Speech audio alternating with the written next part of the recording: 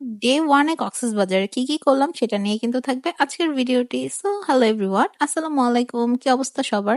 তো এই তো প্রায় চলে এসেছি আমরা কক্সবাজারের কাছাকাছি। যদিও এখন এর ভিউটা হচ্ছে আপনার চিটাগং এ। একটু পরে আমাদের বাসটা এখানে স্টপ করবে চিটাগং এর একটা রেস্টুরেন্টে, হোটেল এন্ড রেস্টুরেন্টে।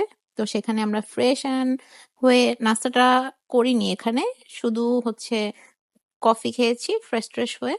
তো এখানের জায়গাটাও খুব ভালো ছিল। তো এখানেও আমি একটু ভিডিও করে নেই, একটু আহ, ছোট ছোট ভিডিও নিয়ে নিচ্ছিলাম। এখানেও খাবার দাবার ছিল তেমন, আসলে এত সকালে খেতে ইচ্ছে করতেছিল না, তখন অলমোস্ট 5:30-6টার মতো বাজে। এখানে আমি শুধুমাত্র একটু কফিটা নিয়েছিলাম ওদের। ওদের কফিটা আসলে খুব ভালো ছিল। তো সেটা নিয়েই নিচে চলে আসি, এখানে একটু কফি খাচ্ছিলাম। তো বাসের সামনে দাঁড়াই ছিলাম, যেহেতু যে কোনো টাইম ছাড়বে। যদিও টাইম ছিল 15-20 মিনিটের মতো। তো এই তো জার্নিটা কিন্তু ভালোই ছিল। যদিও আমার বাসে একদমই ঘুম হয় না, স্লিপার বাসে একটু ঘুম হলে আসলে ভালো হয়। কিন্তু যদি আমার ঘুম হয়নি, এই কারণে একটু খারাপ লাগতেছিল, বারবার শুধু কফি খাচ্ছিলাম। তো এই তো ছবি ভিডিও এগুলোই করতেছিলাম বসে বসে, সময় যাচ্ছিল না। কি করব কি করব, অনেকটা সময় হয়ে গেছে অলরেডি, তারপরও সময় যাচ্ছিল না। তো এই তো নিজের মতো করে ভিডিও করতেছিলাম, টিকটক করতেছিলাম, বাইরের কিছু ছবি নিতেছিলাম। মানে কি করব, সময় যেহেতু যাচ্ছে না কোনোভাবেই। তো এই তো অলমোস্ট কিন্তু আমরা নেমে গেছি। নেমে একটা অটো নিয়ে নিছি, আমাদের যেহেতু হোটেল বুক করা ছিল। তো এই তো যাচ্ছিলাম সেই দিকেই। তো এখানে অটোর সাথে ওনার সাথে কথা বলতেছিলাম, কোথায় কি এই হ্যান ত্যান এগুলো উনি বলতেছিল। তো এই তো চলে আসলাম, দেখতে দেখতে আমাদের সেই ফেমাস ডলফিন মোড়। রিসেন্ট খুবই ভিডিও দেখতেছি সবার কক্সবাজারের ডলফিন মোড়ে, এই জায়গার ভিডিওটা। তো আমিও একটু করে নিলাম ডলফিন মোড়ের ভিডিওটা, নাহলে তো আমার কক্সবাজার ট্যুর সার্থক হবে না।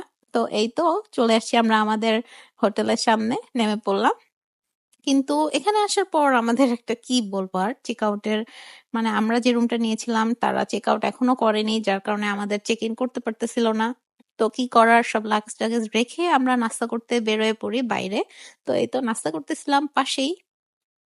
তো ওদের খাবার ভালোই ছিল মোটামুটি। মানে ওদের খাবারগুলো অনেক অনেক খাবারের দোকান তো, মানে এভারেজ বলা চলে। খুব বেশি ভালো, খুব বেশি খারাপ বা এরকম আছে, কিছু ভালো কিছু খারাপ। যদিও আমরা যে কয়দিন ছিলাম অনেকগুলো হোটেলই ট্রাই করেছি, কিছু ভালো কিছু খারাপ। তো এই তো নাস্তা করে বিচের দিকটায় চলে আসলাম, দেখলাম মোটামুটি অনেক অনেক ভিড়। মানে এমনি দেখে ভালোই লাগতেছিল। আর ওয়েদারটাও একটু কিন্তু রোদের মধ্যেই ছিল, সানি ওয়েদারই ছিল, গরম ছিল ভালোই।